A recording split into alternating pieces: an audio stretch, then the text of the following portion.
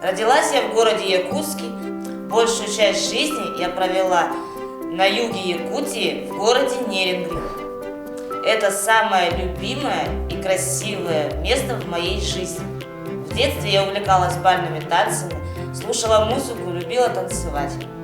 После школы я пошла работать продавцом-кассиром. Вообще я люблю готовить и хочу приобрести профессию повара-кондитера. Готовить вкусные блюда и разные сладости.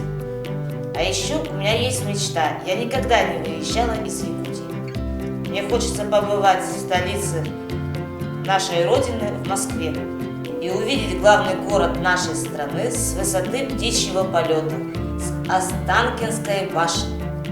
У меня 3 детей. Я очень по ним скучаю и хочу их увидеть. В моей жизни есть и было много трудностей и сложностей.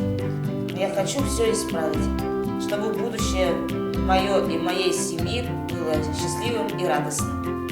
Я верю, что у меня все получится. Спасибо за внимание. Якутия – далекий и загадочный край не только для жителей мира, но и для большинства россиян. Он поражает своим холодом, отстраненностью, невероятной красотой и безмерной теплотой души, живущего здесь народа. Это мой родной край, и я хочу познакомить вас с ним, рассказать о самом удивительном и интересном. Республика Якутия, или Саха, как предпочитают называть ее местные жители, это самый крупный регион Российской Федерации. Ее размеры составляют половину площади Западной Европы, и это самая большая административно-территориальная единица в мире. Здесь находится один из полюсов холода.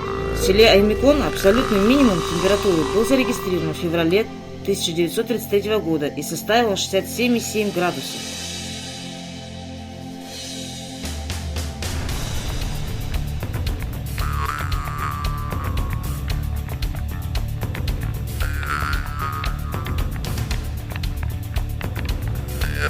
Якутия славится своими алмазами, потому ее иногда еще называют алмазный край.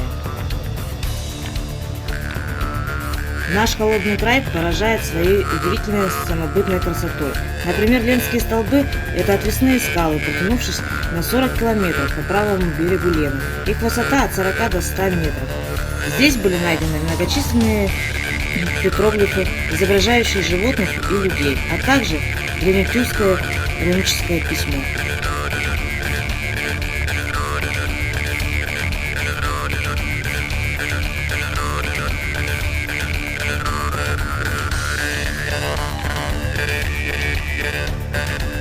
Еще одно удивительное место есть в Якутии – гора Киселяк.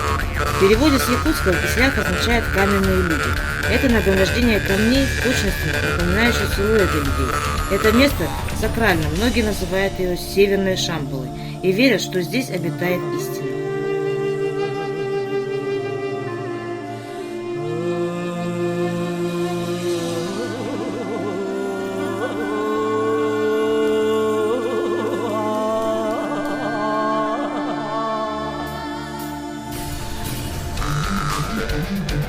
Сейчас мы находимся в царстве вечной мерзлоты, но тут гораздо теплее, чем на улице. Всего 10 градусов мороза, а на улице минус 35.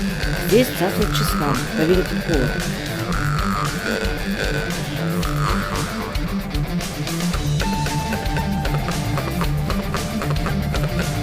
И, конечно же, мы не можем не прокатиться на самом главном транспорте в тундрах на собачьей упряжке.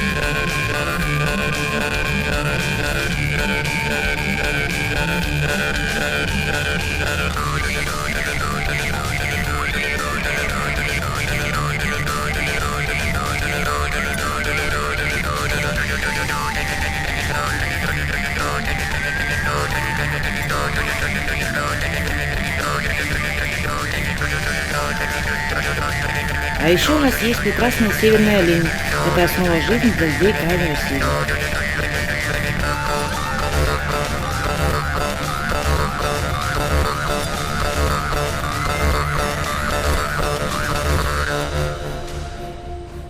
Якутия моя, просторный край России, и распростерся он могучий и широкий, зеленой тайгой и море темно-синее, далеко-далеко на северо-востоке.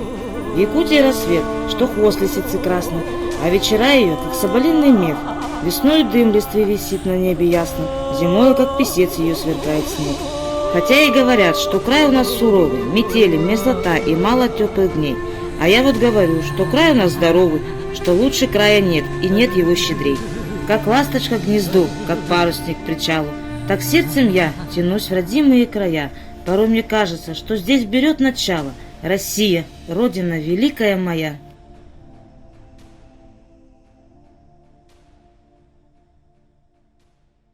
Здравствуйте, друзья! Сегодня мы с вами приготовим национальное блюдо кёрчук, вкусный десерт якутской национальной кухни. Готовится он со сливок и сметаной можно, но мы сделаем со сливками и ягодой.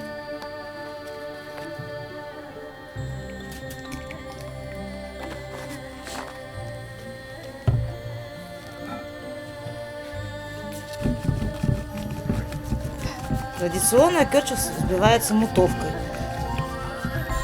В Якутии этот десерт занимает статус культового национального блюда. Когда сливки готовы, мы добавляем ягоду.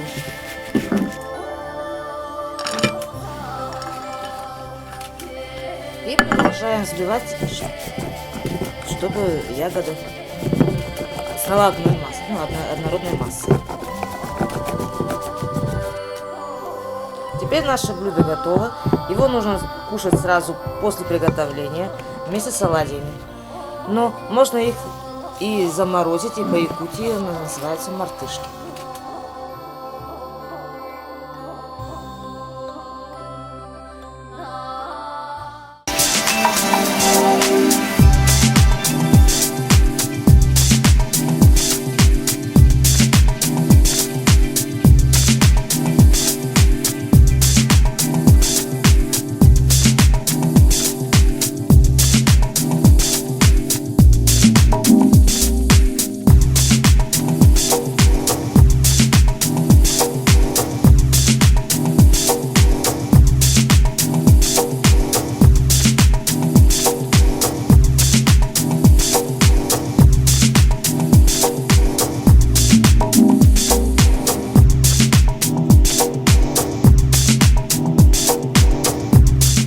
Модель этого платья я придумала сама.